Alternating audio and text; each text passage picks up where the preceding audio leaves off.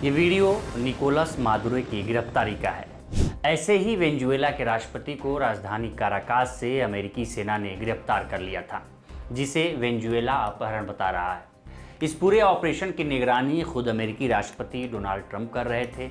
इस वीडियो को शेयर किया है डैन स्कैविनो ने, जो व्हाइट हाउस में डिप्टी चीफ ऑफ स्टाफ हैं और ट्रंप को असिस्ट करते हैं, यानी सलाह देते हैं।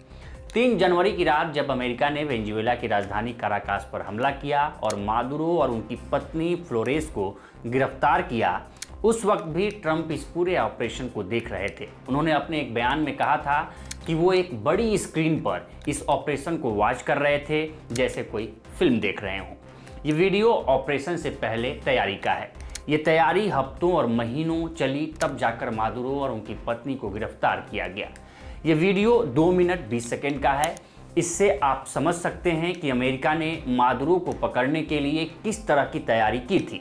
ये तैयारी बिल्कुल फुल प्रूफ थी और बिना शोर शराबे की। किसी को कानों कान खबर नहीं थी कि अमेरिका ऐसा कर सकता है, किसी दूसरे देश में घुसकर उस देश के राष्ट्रपति को उठा लाएगा। रूस और चीन ने इसे दादागिरी करार दिया है और दुनिया के लिए विनाशक रणनीति बताई है। मादुरो की गिरफ्तारी के बाद कई ऐसे वीडियो सामने आ रहे हैं जिसमें उनके साथ बदसलूकी की जा रही है। जब उन्हें कोर्ट में पेश करने के लिए ले जाया जा रहा था, तब वेनेजुएला की रिपोर्टर मैबोट पेटिट, जो मादुरो के कार्यकाल को कवर कर चुकी हैं, उन्होंने बीबीसी के साथ अपनी फीलिंग साझा की। उन्होंने बताया कि मादुरो की गिरफ्तारी के दौरान हुए अमेरिकी मिसाइल हमलों से काराकास के फुएर्ते तिउना इलाके के पास उनका पारिवारिक घर क्षतिग्रस्त हो गया है। उन्होंने कहा कि अपने पूर्व नेता को अमेरिकी मार्शलों की निगरानी में जेल की पोशाक में अदालत में ले जाया जाता देखना अजीब अनुभव था। जब मादुरो को कोर्ट में पेश किया गया, तब उन्होंने रिपोर्टरों और आम लोगों से भरी गैलरी की ओर देखते हुए कहा कि उन्हें अगवा किया गया है। जब जज ने मादुरो से कहा कि आप अपना परिचय दीजिए, इस पर मादुरो ने शांत लहजे में स्पेनिश में जवाब दिया, जिसका अनुवाद अदालत में किया गया। जी हाँ, मैं निकोलस मादुरो हूँ।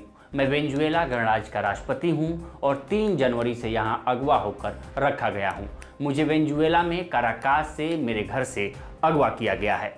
इस पर जज ने तुरंत बीच में टोकते हुए कहा कि बेगुनाही साबित करने के लिए समय और जगह आपको दी जाएगी। 5 जनवरी को न्यूयॉर्क में एक कोर्ट में हुई 40 मिनट की इस नाटकीय पेशी के दौरान मादुरो और उनकी पत्नी सिलिया फ्लोरेस ने ड्रग्स और हथियारों से जुड़े आरोपों से खुद को निर्दोष बताया। मादुरो ने कहा कि मैं निर्दोष हूं, मैं एक सभ्य इंसान हूं। उनकी पत्नी फ्लोरेस ने भी कहा कि वह पूरी तरह निर्दोष हैं। 3 जनवरी को 63 साल के मादुरो और उनकी पत्नी को वेनेजुएला में उनके घर से अमेरिकी सैनिकों ने पकड़ा था। ये अचानक रातों रात चलाया गया एक अभियान था, जिसमें कुछ सैन्य ठिकानों पर हमले भी हुए। गिरफ्तारी के बाद दोनों को न्यूयॉर्क की एक जेल में ले जाया गया। सुनवाई के दौरान दोनों ने नीले और नारंगी रंग की जेल शर्ट और खाकी पैंट पहनी हुई थी। उन्होंने स्पेनिश अनुवाद सुनने के लिए हेडफोन लगाए हुए थे। मादुरो पीले रंग के लीगल पैड पर बेहद ध्यान से कुछ नोट्स लिखते देखे गए और उन्होंने जज से यह भी पुष्टि करवाई कि वो पैड अपने पास रख सकते हैं। जब मादुरो कोर्ट रूम में दाखिल हुए तो उन्होंने पीछे मुड़कर दर्शक दीर्घा में मौजूद कुछ लोगों की ओर सिर हिलाकर अभिवादन किया। बीबीसी की रिपोर्ट के मुताबिक पूरी कार्रवाई के दौरान उनका चेहरा शांत और भावहीन रहा।